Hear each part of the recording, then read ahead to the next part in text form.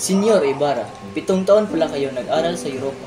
Buti din niyo nalimot ang Las Pilipinas. Hindi ho, kahit tila nalimot na ko ng ating bayan. Ano ang ibig niyong sabihin? Halos 1 taon na ho akong walang balita bukod dito, maging sa San Diego.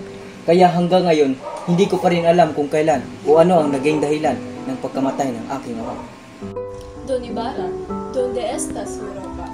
Tila yata hindi kayo nakakatanggap ng mga telegrama. Pagmaninyo, Ginoo at Ginang. Pero para hindi maging malungkot ang ating usapin, lalo't nasa gitna tayo ng kasiyahan, ito lamang ang iyong sagutin, Senyor. Ano ang iyong nakitang katangi-tangi sa bansang iyong narakit? Yan ba ang epekto ng edukasyon sa Europa?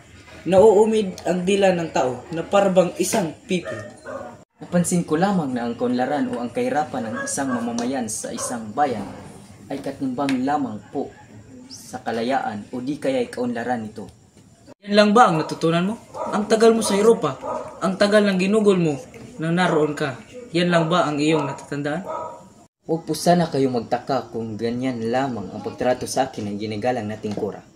Noon pa man ay ganyan na siya maglambing simula pa kami noong mga musmus pa lamang. Naalala ko pa noon, Padre, yung maliit niyo pang bisitahin ang aking ama para sumalo sa tanghali o hapunan. Isang kayo yan. Bakit? Ano ang iyong sabihin? Isa akong masiba pagdating sa pagkain? Padre, maupo na po kayo. Ipagpatuloy na po natin ang hapunan. Upo ka na ron, Hugh. Hindi na po, Tiyo. Ipag-umanin niyo ang lahat. Pamanhin, Tiyo. Ngunit, kailangan ko na magpaalam sa inyo. Uminom na lang po tayo alang-alang sa Las Pilipinas at Espanya. Salud! Huwag ka munang umalis. Parating na si Maria Clara. Mas na ho ang loob sa akin ng prele. Balik na lang ako bukas. Kita niyo bang ugali ng batang yan? Nakatungtong lang ng Europa, naging panalo na. Ang bobo. Yun yung primero.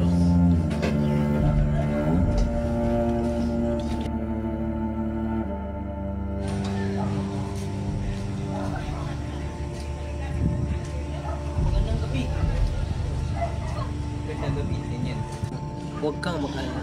Ngunit mag-ingat ka kay Padre Damaso. Matuto ka sa nangyari sa iyong ama.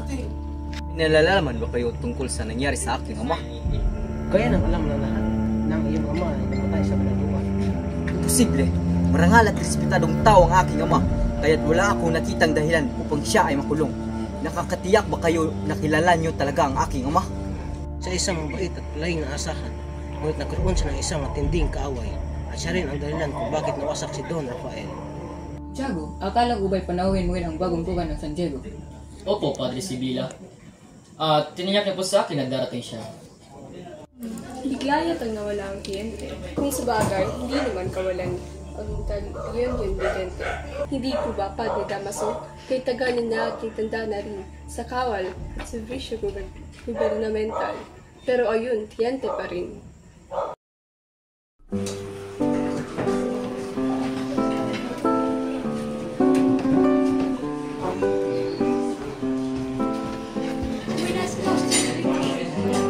Ang liwanag ng aking buhay. Papa. Buenas noches, tío. Buenas noches. Mukhang nakalimutan na yata ako ng aking paborito. Siyempre, hindi ko. Makakalimutan ko na ba ang aking pinakabuhay mo? Utang na loob, Teniente. Sabihin ninyo kung sinong walang hiya ang tinutukoy ninyo. Wala ba kundi ang dating kura ng bayan, si Padre Damaso. Masaya ko, nakita tayo ulit, aking inaanak. Tayo na sa loob. Siya mismo, si Padre Damaso, ang dahilan kung bakit nawasak ang buhay at namatay ng maaga ang inyong ama.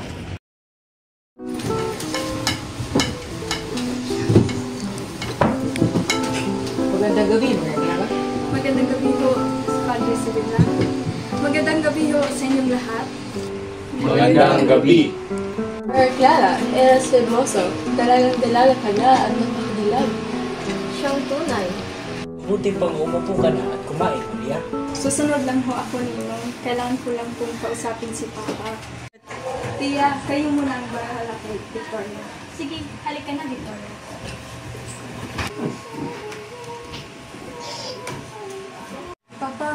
Nasaan ako si Crisostomo?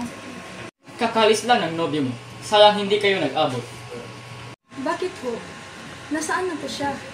Batid niya ba na nandito ako? Mas makakabuti pa kung dito na kayo mag-usap na makakain na ang bata, Santiago. Pag-uusapan natin mamaya. Opo, Papa.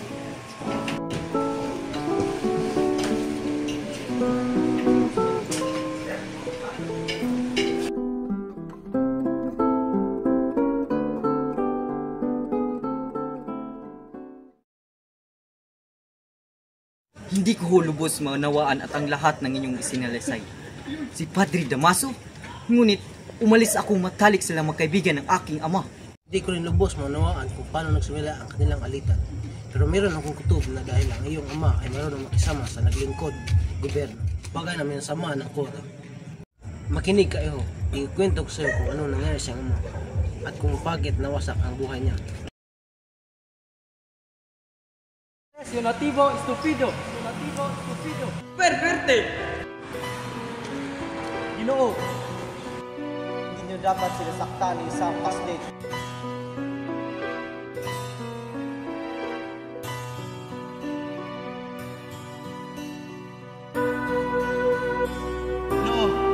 Ginoo, gumising ka, Ginoo. Ginoo,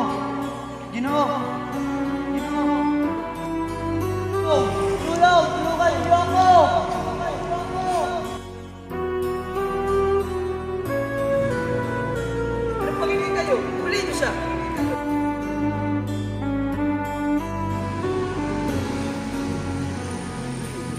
Mga Ginoo, pakiusap. Huwag na, hindi na ako tatakas. Huwag niyo siya pakinggan, dakpin at ikulong niyo na siya. Dahil sa paninirang ginawa ng praile, niwan siya ng lahat ng mga kaibigan niya. Kayo, Teniente, ano ang inyong nagawa upang ipagtanggol ang aking ama? Sinubukan ko ring kumuha ng mahusay na abogado, pero walang tumanggap. Lumapit din ako kay Kapitan General, ngunit hindi niya ako pinagbigyan. Maaring nag-iingat lamang ito upang hindi magalit sa pagkampihan laban sa kanya ang mga prele sa pamuno ni Padre Damaso. Alam mo naman lalo na ang politika at relihiyon sa bayan, hindi ba? Hindi niyo pa rin sinasabi ang tunay na nangyari sa aking ama. Namatay ang iyong ama sa loob ng kanyang kulungan. Gabing iyon, namatay ang iyong ama, mag-isa at walang sinumang karamay. Sana kalibing ang aking ama. Kunin mo ang ibang mga detalye kay Kapitan Tiago. Kailangan ko nang bumalik sa kwartel ko. Pasensya na. Adios, amigo.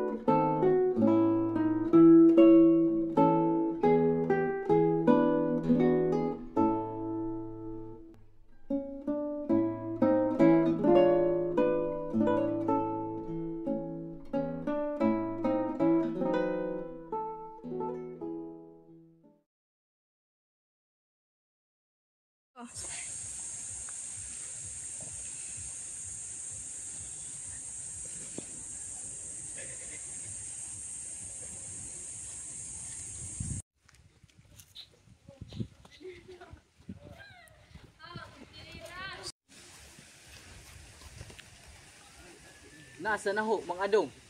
Di dito. Tanda ko dito naman inilibing yung ama mo. Meron pa nga malaking cross yun eh. Kung gano'y nasa na nga. Senyor, di ko po alam. Ayun, yung si Paul Terrero.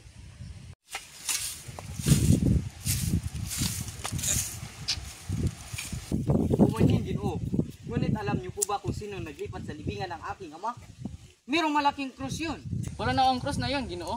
Nasunog na. At wala na rin dito ang bangkay ng iyong ama. Bakit wala na? Sino nag-utos ninyo na ukay ng libingan ng aking ama? Bago kayong magalit sa akin, Ginoo, utos ko iyon ng Kora. Sinong kura? Si Padre Damaso ba? Sumagot kayo, Ginoo. Si Padre Damaso ba ang nag-utos sa inyo? Hindi yo, yung bagong Kora po ng San Diego, yung Korang hilig manakit. Senyor, si Padre Salvi. Padre Salvi? Bakit niya ginawa yun? Anong nagtulak sa kanya para tagalan ang dignidad ng aking ama? Saan niyo dinala ang bakay ng aking ama? Saan niyo siya dinala? Sumagot kayo. Saan niyo dinala ang bakay ng aking ama? Inutos po ng Kora na hukayin ko ang libingan ng iyong ama at ilipat sa libingan ng Insel.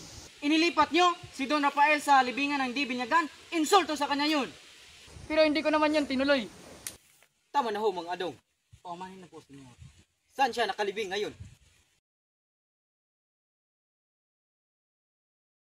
Ikan mo nang maigi ang lugin. Paano kuya, pagod na ako. Halika, umupo muna tayo.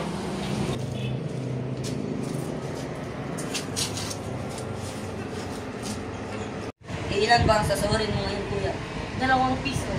Kuya, pwede mo bang bayaran yung sinasabi nilang ninakaw ko? Naloko ka na ba? Ano naman kaya ang pagbibili nating pagkain kay inay? Di ba sabi ni Mang Tasyo sa atin na may masarap daw tayo hapunan? Hindi pa ako nanangilian. Hindi daw ako pwede umalis pag hindi ko binalik ang 2 pinsana. Ninakaw ko daw. Pero hindi naman talaga ako ninakaw doon. Isa Mr. Mayor. Ano? Hindi ba siya ang laging pumupunta sa silid ng kura? Ano ka mo? Hoy, Basilio! Lumutahan! Hoy, Basilio!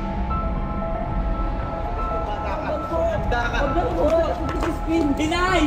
Kuya!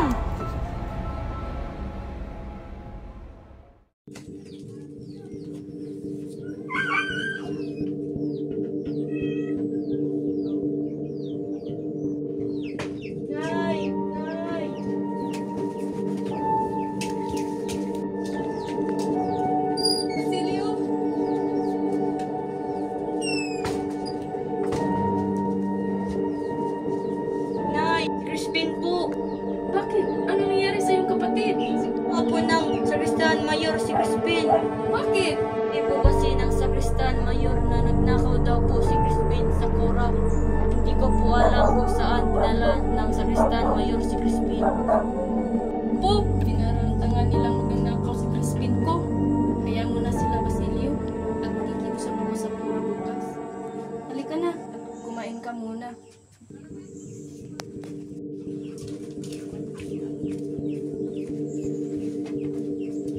Nay, wala po akong gana.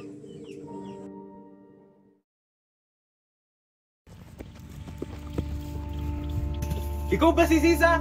Yung anak ng 2 batang magnanakaw?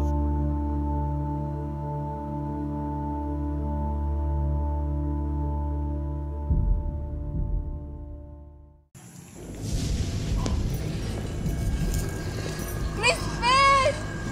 Basilio! Mga anak ko! Nasaan kayo?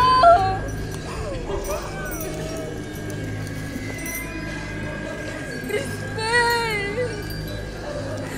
Basilio! Nasaan kayo?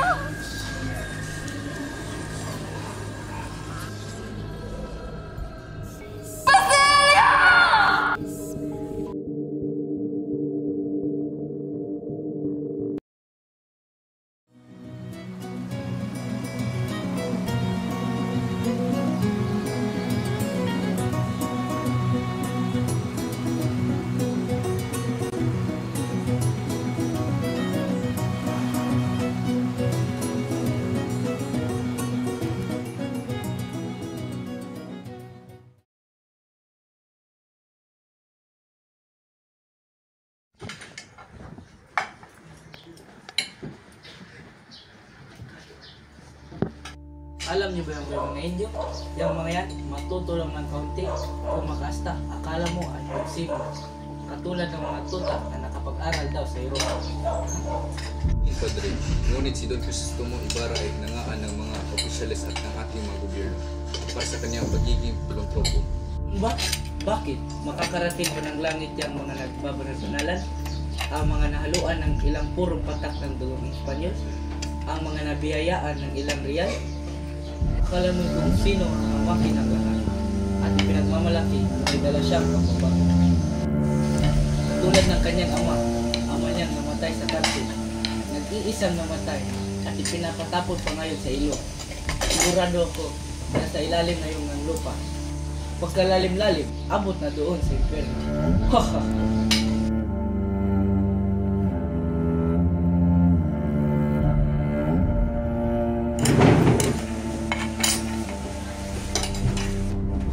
Na kayo, manihirap! Lumayo kayo! ayaw niyong madamay pa. No, huwag mo gawin yan.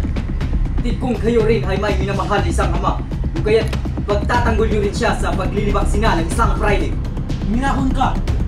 Ang aking ama, Fraile, isang taong may respeto at bukas palad ng mga nangangailangan. Babaliw ka na ba?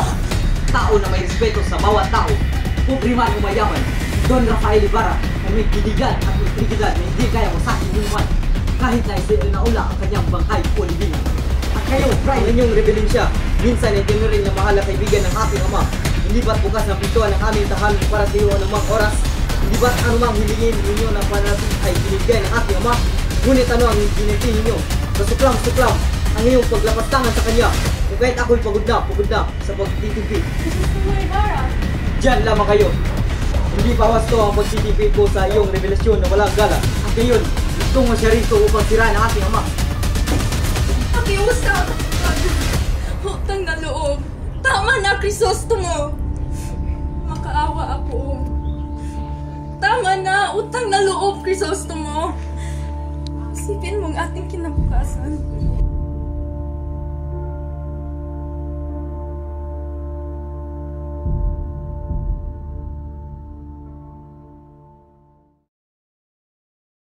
Dadalhin kita sa bahay ng isa kong kaibigan sa Mandaluyong at ihatid ko doon ang salapi na itinago ko. Magagamit mo iyon sa pangingibang bansa. Pangingibang bansa? Kiniligtas mo ang buhay ko ng 2 beses sa kabila ng kasiwayan ng iyong angkan sa aking angkan. Kaya marapat lamang ibalik ko sa iyo ang yaman na wala. Kung maliligaya sa ibang lupain, dito ko nais magtis at mamatay. Pero bakit? Pinalis niyo ko. Sa ibang bansa ay maaari pa kayo magtagumpay. Kung daranasin niyo ibayong ang hirap kapag dumating ang araw na itakwil niyo ang sariling bayan. Dito to yan. Wala akong ibang inisip kundi ang kapakanan ng bayan. Hindi mo ako naunawaan. Wala ako na inibigay niyo ang bayan sapagkat wala pa kayong dinaranas na paghihirap.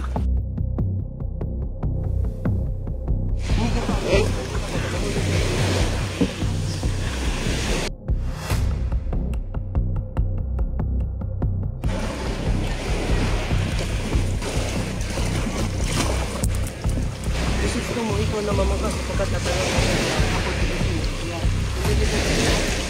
Lalaban tayo! Hindi tayo magtatagumpay, wala tayong sandata. Eh, si Ibarra! What did you?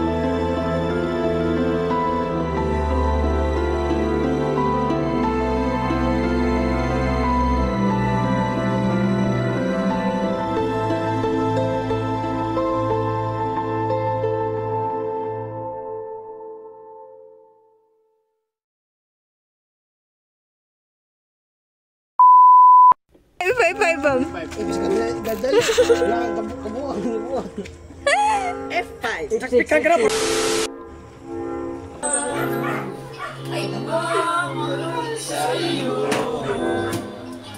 Ako'y gigising na sa panaginip ko nito. Magdanilos!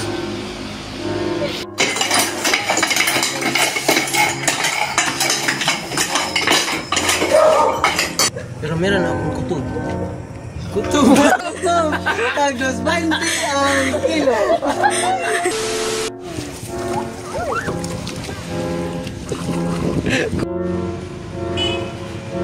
Ano ka mo? Nga nang gamisin ka?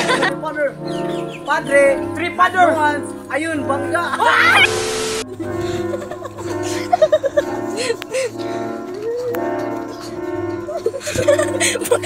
Sana masagot ka sa akin, hindi ka na mawala. Mga panalang isa na naman ay matupad. Ako ang kasalanan na pagmamalugat. Para sa'yo, baby, ikaw lang ako sumulat. Lahat nung ako ay iniwan mo. Iniwan mo. Uy, bakit ka sa pagtitipid? Gusto mo... Gusto mo?